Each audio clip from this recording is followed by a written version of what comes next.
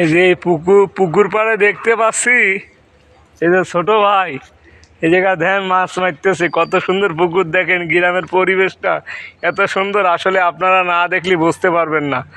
তার কাছে কিছু কথা বলবো যে ছোট ভাইয়ের সাথে। ছোট ভাই কেমন আছো ভাই? ভালো ভাই। কেমন আছো ভাই? ভালো ভালো। বাসা কোন জায়গা তোমার ভাই? এই না পাশে। পাশে? ও কি মাছ মারতেছে কখন? তো সকালতে? আরে না, এই খেয়ে দিয়ে আসলাম। খেয়ে দিয়ে আসলে?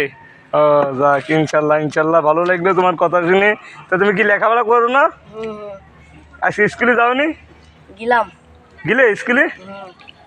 যাক ইনশাল্লাহ। তো কি মাছ টাছ কি পাইছো নাকি এইভাবে দিন যাচ্ছে? যে একটু মাছ টাছ কো দেখো কয়টা কয়টা কয়টা পাইছো? তে মাছ কয়টা পাইছো?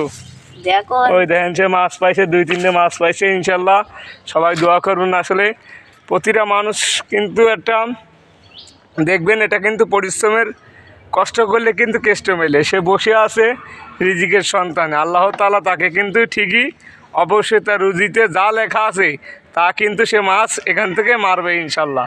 ইনশাল্লাহ তার জন্য দোয়া করবেন। ইনশাল্লাহ বাচ্চাটা আসলে প্রতিভা, তার সাহসিকতা আমি খুবই দেখলাম।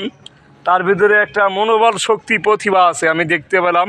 আসলে মানুষ দেখলে ভাই কিছু উদাহরণ, কিছু মানুষের কথায় কিন্তু কিছু বোঝা যায় যে তার প্রতিভা কিরাম, তার প্রতি সাহসিকতা আছে কিনা।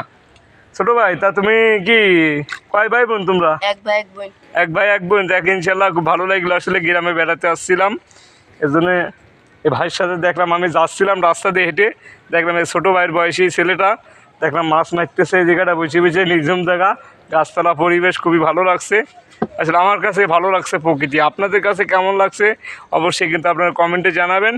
ধন্যবাদ সবাইকে, ভালো থাকবেন, সুস্থ থাকবেন, আল্লাহ হাফিজ।